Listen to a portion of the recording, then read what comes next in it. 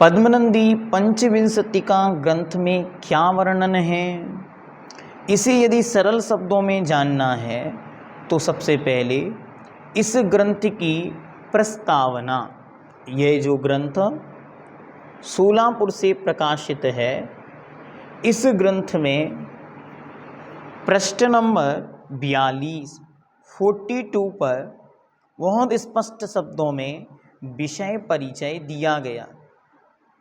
विषय परिचय के अंतर्गत संपूर्ण 26 अधिकारों का एक सुंदर और समग्र परिचय उपलब्ध है।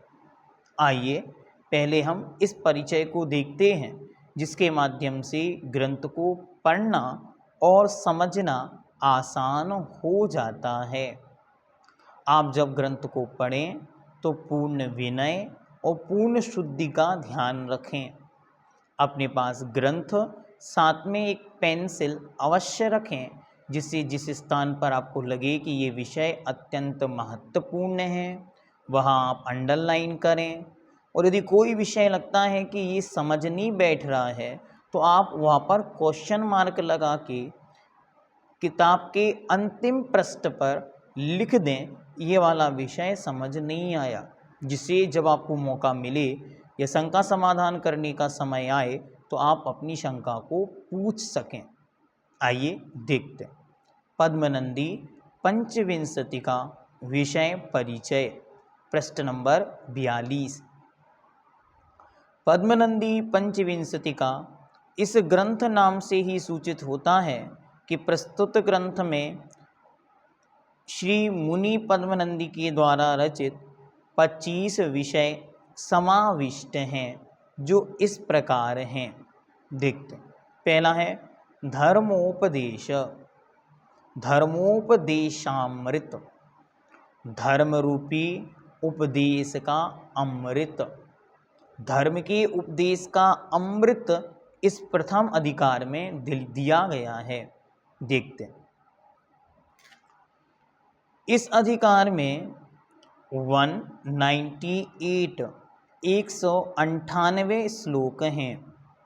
यहाँ सर्वप्रथम 6 श्लोक धर्म के उपदेश का अधिकारी कौन है, इसको स्पष्ट करते हुए बतलाया है कि जो सर्वज्ञ होकर क्रोधादिक कषायों की वासना से रहित हो चुका है, वह निर्वाध सुख के देने वाले उस धर्म का उपदेश या व्याख्यान किया करता है।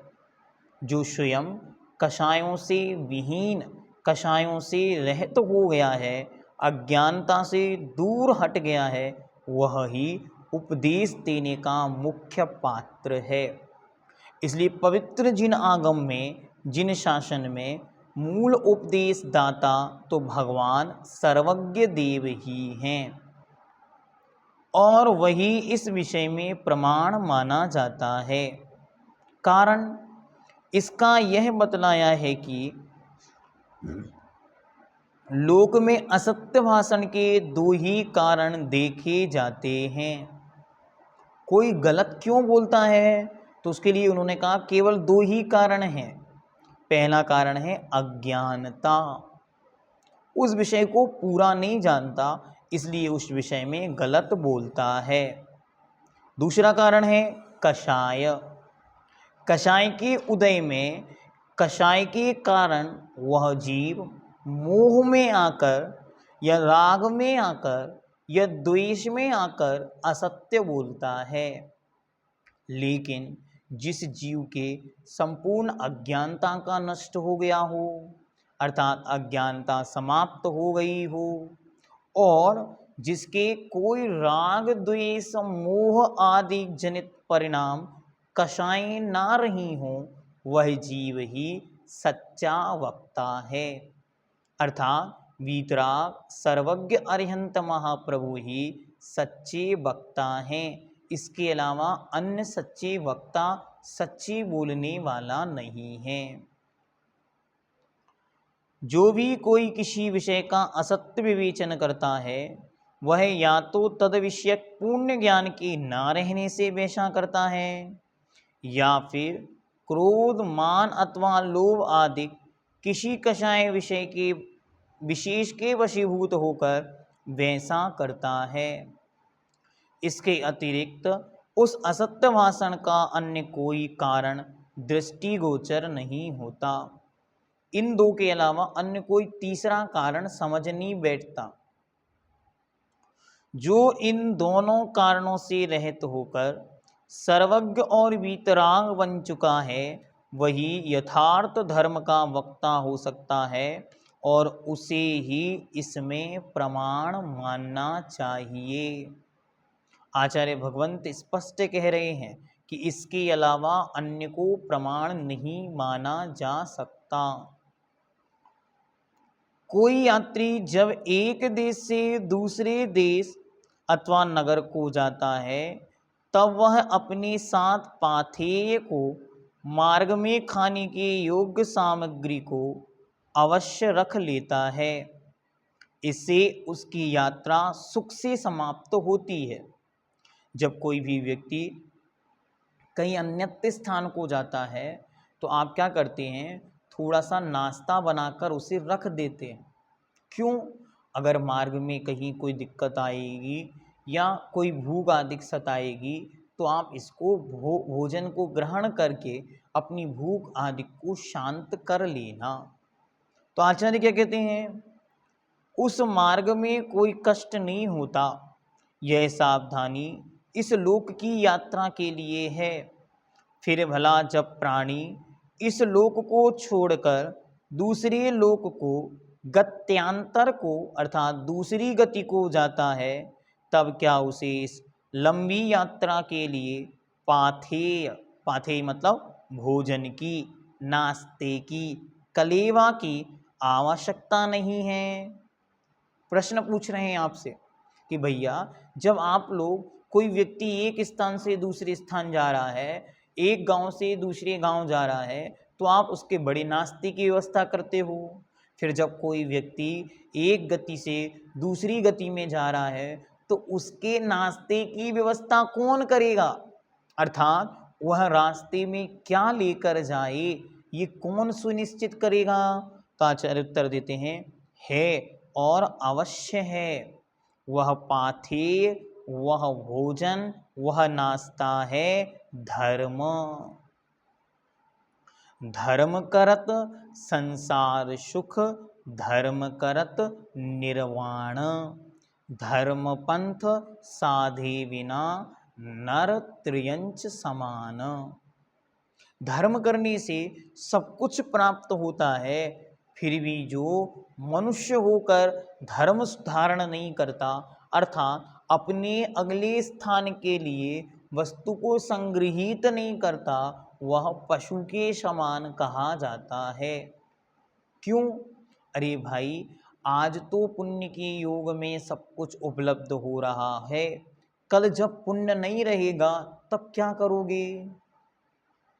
अच्छी तरह विचार करके कि देखो आज जो कुछ भोगने में आ रहा है वह अतीत के किए हुए पुण्य का फल है। अब जो मैं करूँगा इसका फल भविष्य में मुझे नियम से प्राप्त होना है। इसलिए अच्छे अच्छे कार्य करता चला जाता है तो अच्छा अच्छा प्राप्त होता चला जाता है, मार्ग अनुकूल होता है और मुक्ति के मार्ग की यह यात्रा निरावाद अच्छी तरह चलती चली जाती है। धर्म का, उस धर्म का स्वरूप यहाँ श्लोक नंबर 7 व्यवहार और निश्चय इन दो दृष्टियों से दिखलाया गया है। वह धर्म है क्या, उसे यहाँ पर अनेक श्लोकों के माध्यम से दो रूपों में बतलाया। उनमें प्रथमतः व्यवहार के आश्रय से जीव दया को, अशरण को शरण देना तथा उसके दुख में स्वयं दुख के अनुभव करने को धर्म कहा गया है। अगर व्यवहार से देखें तो वास्तविकता में दूसरों के दुखों को दूर करना ही धर्म है। दूसरों को, जो अशरणभूत हैं, जिनका कोई शरण नहीं है, उन्हें शरण देना ही धर्म है। उसके गृहस्थ धर्म और मुनि धर्म की अपेक्षा 2 भेद, रत्नात्रय की अपेक्षा 3 भेद, सम्यक दर्शन, सम्यक ज्ञान, सम्यक चारित्र रूप तथा उत्तम क्षमा आदि की अपेक्षा से 10 भेद निर्दिष्ट किए गए हैं। और यहाँ पर उनके 10 भेदों का बड़ी सुंदर तरीके से वर्णन किया गया है। यह सब धर्म व्यवहार उपयोगी है, अर्थात व्यवहार में यह धर्म ही अत्यंत उपयोगी है और इसे शुभ उपयोग के नाम से कहा जाता है। यह जीव को दुर्गति से अर्थात नरक व त्रियंच गति योनियों के दुखों से बचाकर उसे मनुष्य और देव गति के सुखों को प्राप्त कराता है। इसलिए यह अपेक्षाकृत उपादेय है। उपादेय मतलब ग्रहण करने योग्य। और एक शब्द आता है हेय। हेय शब्द का अर्थ है छोड़ने योग्य। एक शब्द है जेय या ज्ञेय अर्थात जानने योग्य। तीनों शब्दों को अच्छी तरह याद रखना है। एक शब्द है उपादेय अर्थात ग्रहण करने योग्य, जिसे ग्रहण किया जा सके। हेय छोड़ने योग्य, जिसे छोड़ा जाए और छोड़े जाने योग्य। और तीसरा शब्द है हे ज्ञेय। ज्ञेय अर्थात जानने योग्य। इसलिए यह अपेक्षाकृत उपादेय है, किंतु सर्वथा उपादेय तो वही धर्म है जो जीवों को चतुर्गति के दुख से छुटकारा दिलाकर उसे अजर अमर बना देता है। ये शुभ उपयोग साक्षात मुक्ति का कारण नहीं होने से आचार्य ने इसे अपेक्षाकृत कथंचित उपादेय कहा, लेकिन हे नहीं कहा। विशेष बात यहाँ ध्यान रखनी है कि उन्होंने इसे हे नहीं कहा, छोड़ने योग्य नहीं कहा।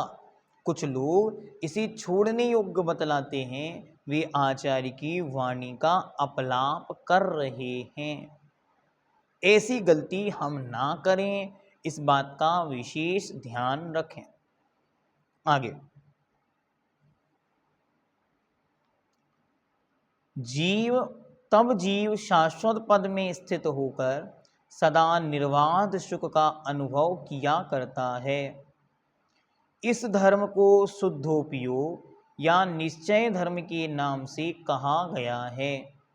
इसके स्वरूप का निर्देश करते हुए यहाँ यह बतलाया है कि मोह के निमित्त से उत्पन्न होने वाले समस्त संकल्प विकल्पों से रहित होकर जो शुद्ध आनंदमय आत्मा की परिणति होती है, उसे ही यथार्थ धर्म समझना चाहिए।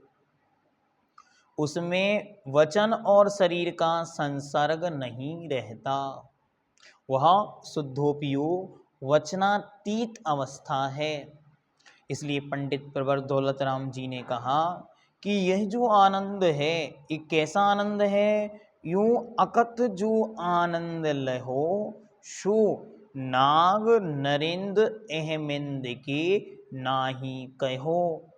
ऐसा जो आनंद उन बीतराग निर्गंत दिगंबर परम अवस्थाधारी मुनिराजों को हुआ, वह आत्मानुभव का, शुद्धोपयोग का, आत्मरमण का आनंद जो है, वह अहमिंद्र, चक्रवर्ती, सौधर्मेंद्र, यक्षेंद्र आदि को भी नहीं मिलता। वह परम आनंद तो केवल जो सकल संयम चरित्र से ओत प्रोत निर्दोष आचरण के धारक वीतराग निर्गंत दिगंबर मुनि शुद्ध आत्मा की अनुभूति रूप शुद्धोपयोग में जब लीन होते हैं, तब उनके ही वह प्रकट होता है, अन्य के नहीं। ये बहुत अच्छी तरह ध्यान रखना। अरे गृहस्थों के संभव है क्या?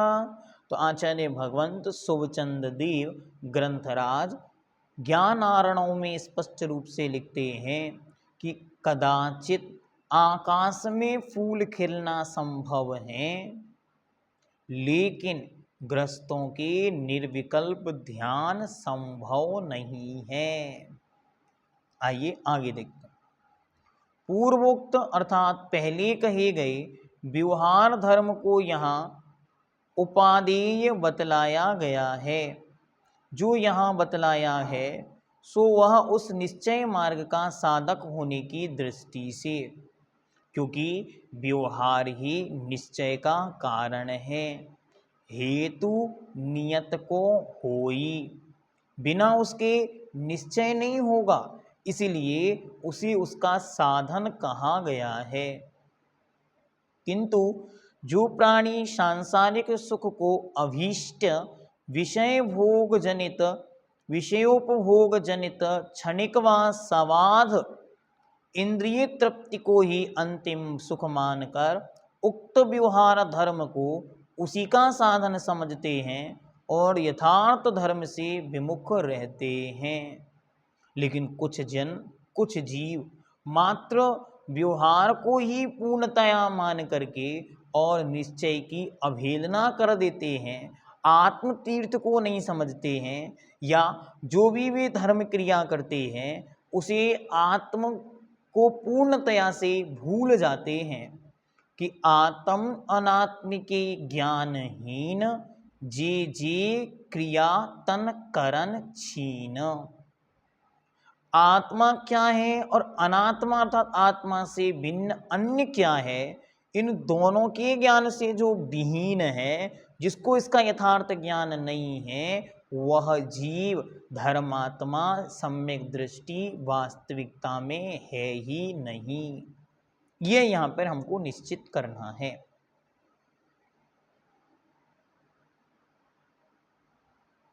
उन अज्ञानी व कदग्राही जीवों को लक्ष्य बिंदु बनाकर उस व्यवहार धर्म को भी हेय बतलाया गया है।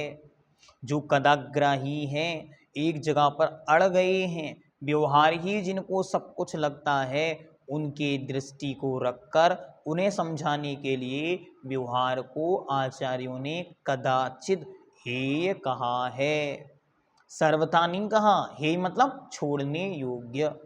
इसको कभी भी अन्यथा नहीं लेना कि आचार्य ने उसको तो हेय कह दिया तो ये तो छोड़ने योग्य हो गया, नहीं, ये सर्वथा एक सा अर्थ नहीं लगाना, क्योंकि वह मोक्ष का साधन नहीं है, वह मोक्ष का नियम से साक्षात साधन नहीं है, लेकिन फिर भी वह परंपरा से मोक्ष का साधन है। यहाँ धर्म वृक्ष की मूलभूत उस जीव दया को समीचीन चारित्र की उत्पादक व मोक्ष महल पर आरोहण करने वाली नशेनी कहा गया है। साथ ही धर्मात्मा जनों के लिए यह प्रेरणा भी की गई है कि उन्हें निरंतर अन्य प्राणियों के विषय में दयार्द रहना चाहिए। दयार्द मतलब दया से हृदय गीला रहना चाहिए।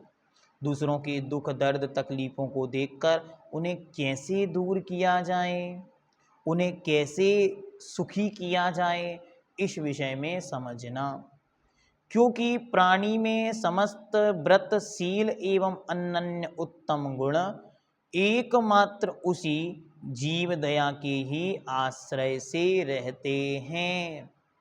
यदि हृदय में जीव दया नहीं तो अहिंसा क्या, कैसे अहिंसा पालन होगी? इसलिए प्रमुखता से जीव दया या अहिंसा ही मूल व्रत है। बाकी सब क्या है? बाकी सब इस व्रत की बाउंड्री है, रक्षा करने वाली दीवारें हैं। मूल लक्ष्य क्या? अहिंसा से वीतरागता की सिद्धि।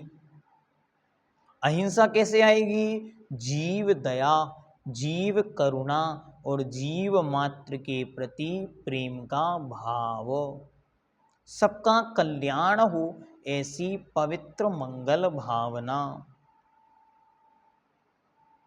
स्वस्थ प्राणी के विषय में तो क्या, किंतु जो रोगाक्रांत हैं उसे भी यदि संपत्ति आदि का प्रलोभन देकर कोई मारना चाहे तो वह उसे स्वीकार ना करके उसकी अपेक्षा एकमात्र अपने जीवन को ही प्रिय समझता है। स्पष्ट कह रहे हैं आचार्य। अरे भैया, अच्छा खासा स्वस्थ व्यक्ति तो छोड़ो, कोई रोगी है, दुखी है, पीड़ित है, उसे कहो ये सारी संपत्ति तुम्हें दी जाती है, तुम अपना प्राण दे दो। आचार्य कहते नहीं नहीं, कोई अपना प्राण देना नहीं चाहता। फिर ऐसा कैसे कह दिया आपने कि इस जीव को मार दो क्योंकि ये बीमारी में है, कष्ट में है, दुख में है। मृत्यु से दुखों का अंत नहीं होता। इसलिए जो लोग आत्महत्या करते हैं वे महामूर्ख हैं। क्यों? अरे यहाँ तो दुख भोगता तो कदाचित निर्जरा करके और आत्मकल्याण में लग सकता था। अब दुर्गतियों में, दुर्स्थानों में, दुर्योनियों में, वीतराग अरिहंत भगवान के पवित्र कुल के अभाव में ना जाने कहाँ गया होगा, और वहाँ दुख बराबर मिलना है। दुखों में कोई कमी नहीं होगी, और ऐसे ऐसे दुख भोगने को मिलेंगे तो फिर क्या। अरे अपनी आत्मा का यदि कल्याण चाहते हैं तो अच्छी तरह इस विषय में अपने उपयोग को लगाएं कि कभी भी दुराग्रह में ना पड़ें। आगे, वह उस जीवन के आगे तीनों लोकों के भी राज्य को तुच्छ समझता है। हर जीव को अपना जीवन महान, कीमती, इसके अलावा बाकी सब कुछ तुच्छ है। बस यही कारण है जो उस जीवित दान के आगे अन्य सब दानों को तुच्छ गिना गया है। आचार्यों ने लिखा, एक तरफ सुमेरु पर्वत सोने का दान हो और एक तरफ एक जीव के प्राणों का दान हो, तो प्राणों का दान उस हजारों करोड़ों कुंटलों मनों टनों सोने से भी अधिक है। 1,00,000 योजन प्रमाण सोने का सुमेरु है, उतना सोने का दान, और एक तरफ एक जीव के प्राणों का दान, दोनों को आचार्यों ने बराबर गिनाया है। इसलिए इस विषय को बहुत अच्छी तरह स्पष्ट समझकर ये निर्णय आज ही कर लें कि हम अपने जीवन में किसी जीव का घात ना करें, और किसी जीव का घात यदि हम देखते हैं तो उसकी रक्षा का उपाय अवश्य बनाएं।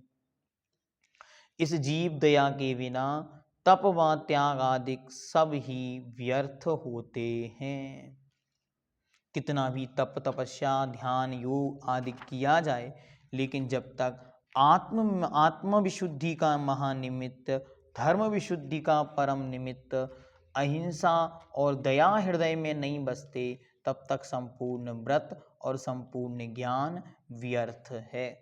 इस प्रकार यह आज विषय यहाँ पर पूर्ण हुआ, समय पूर्ण हुआ। कल आगे का विषय देखेंगे।